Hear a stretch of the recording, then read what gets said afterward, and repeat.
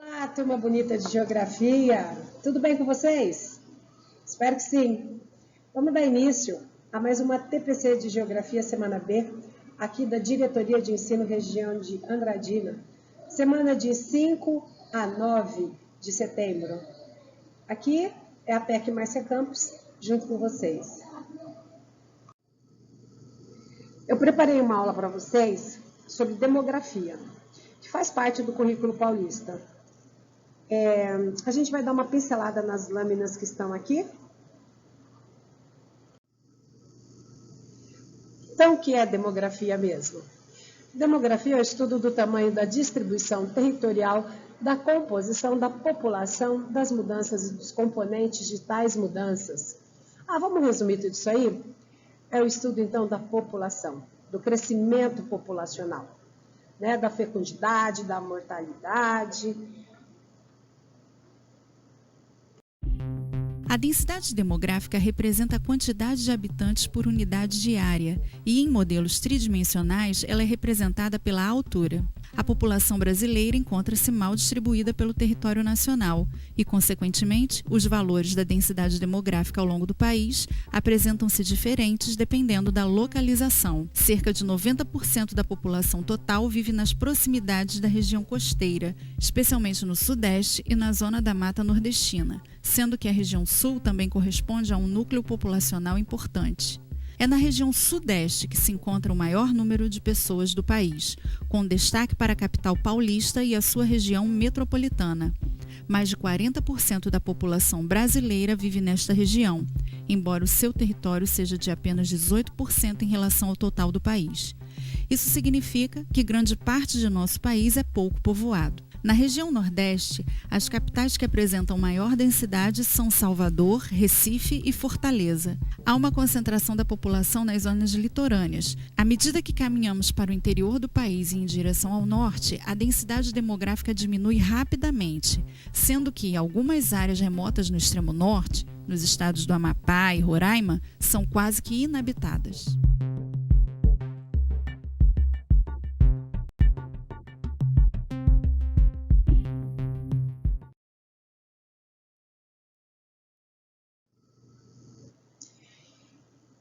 Como caracterizar a população humana? Como? Pensando-se inicialmente no seu tamanho, pensando-se também sobre a sua composição.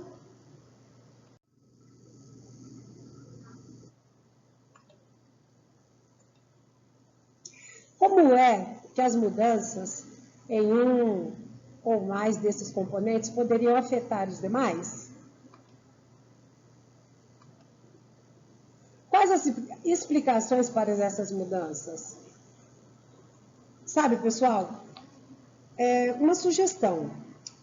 Procura estimular os estudantes a fazer essas conexões, essas correlações, os resgates, buscar um pouquinho do que eles vê dentro do município dele, da cidade dele, onde ele habita, né?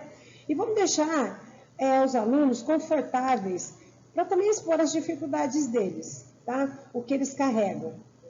É o momento que a gente tem agora de fazer o diagnóstico das aprendizagens, né, dos nossos alunos.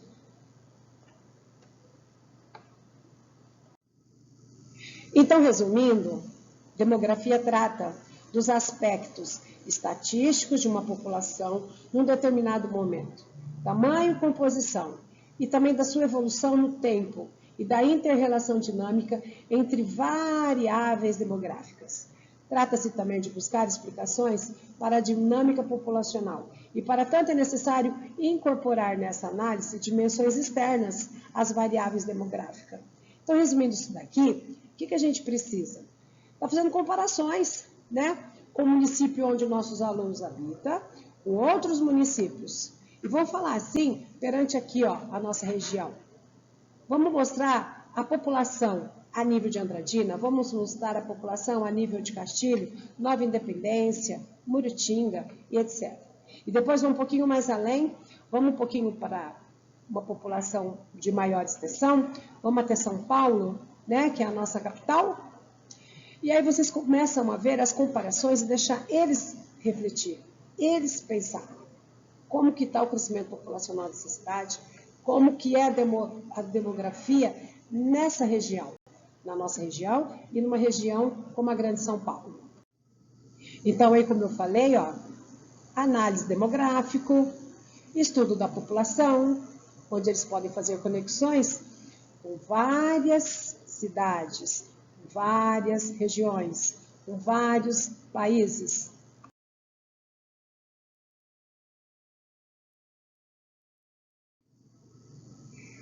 Faz com que os alunos buscam recortes de jornais, onde enfatiza, né, temas do crescimento populacional, população brasileira, expectativa de vida do Japão. Então, faça com que eles tragam, faça um mural, é uma sugestão também, um mural bem no capricho para depois estar fazendo exposição no pátio. Então, a partir daí, vão ter várias lâminas, as quais eu vou deixar passando para vocês estarem analisando. Porque é uma sugestão. Se vocês quiserem estar trabalhando em sala de aula, tá, com todas essas lâminas, vou estar disponibilizando para vocês o PPT e o vídeo. E o PPT vocês podem estar fazendo adequações, ok?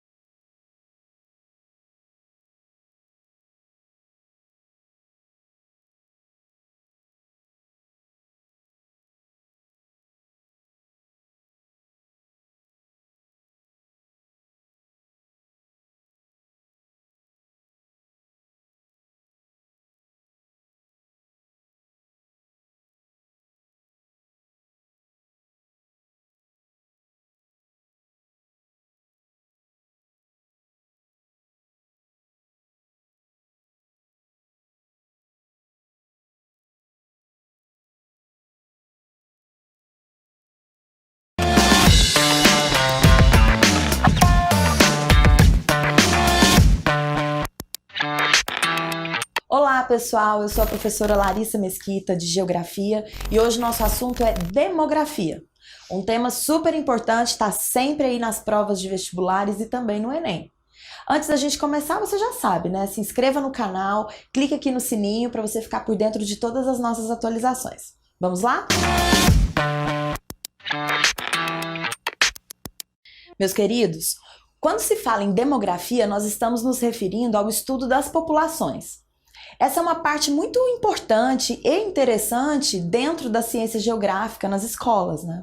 A gente sempre estuda demografia, porque a partir dos estudos demográficos, ou seja, os estudos sobre população, é que são desenvolvidas, por exemplo, as políticas públicas, todas elas, né? E também se tem conhecimento a respeito da população de um lugar ou do mundo. O assunto de demografia, ele é baseado em conceitos. Então existem alguns conceitos fundamentais.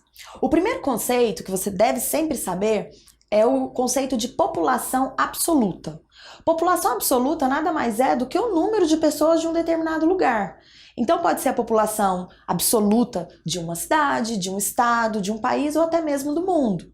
Hoje, em 2019, a população estimada para o planeta Terra é de 7 bilhões e meio de pessoas. Então, esse total é o número de habitantes, ou seja, é a população absoluta. Quando se fala em população relativa, que seria o segundo conceito fundamental em demografia, aí nós temos de estabelecer uma relação entre o número de pessoas e a área onde essas pessoas habitam. Por exemplo, a expressão habitantes por quilômetro quadrado representa essa relação.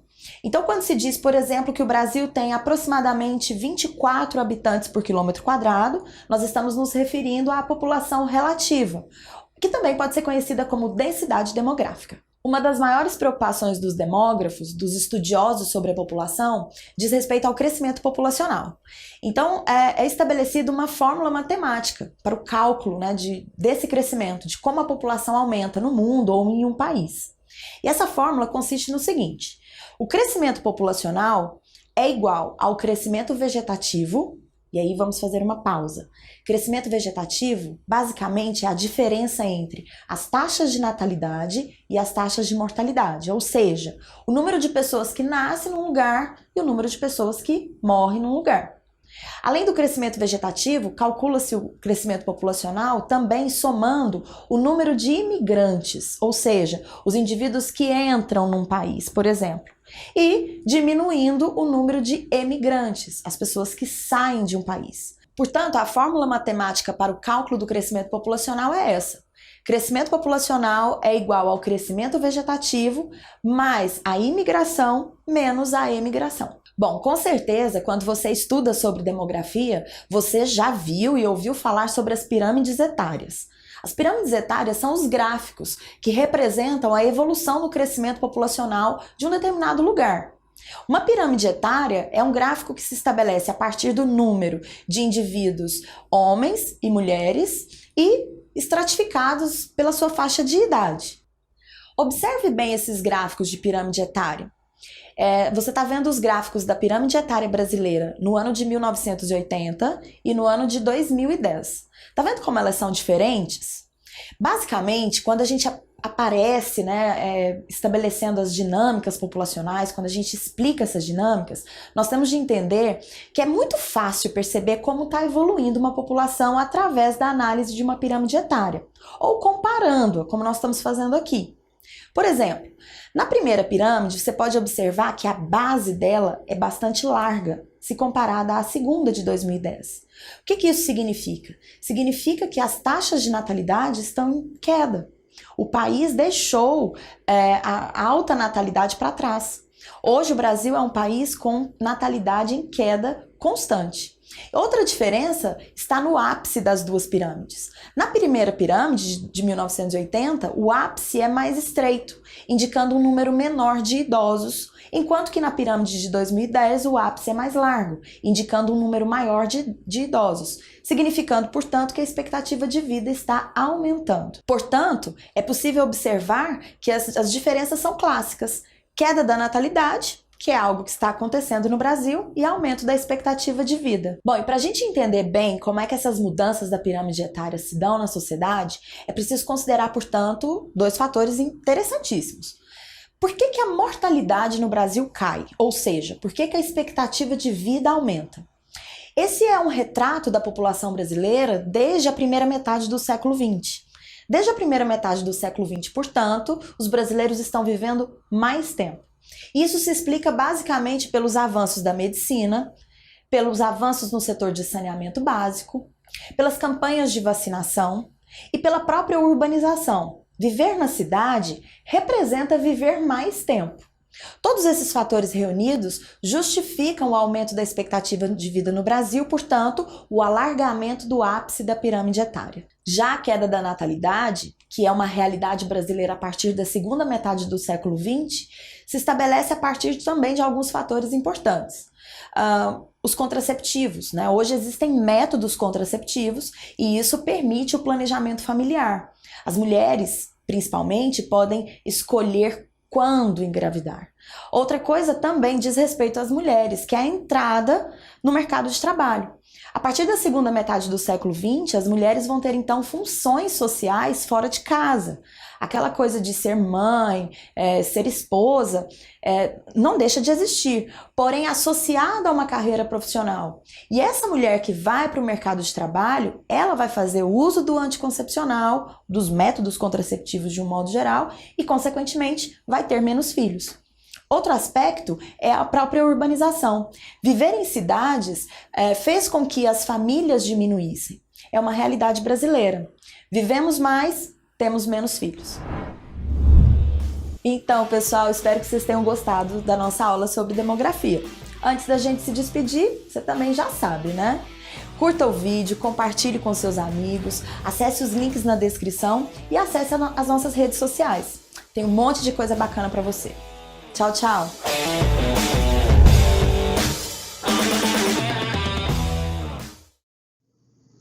Termino aí com vocês com um vídeo, tá? Sobre densidade demográfica. Espero ter contribuído um pouquinho mais com vocês e estou à disposição do que vocês precisarem. Uma boa semana, fiquem com Deus, até mais.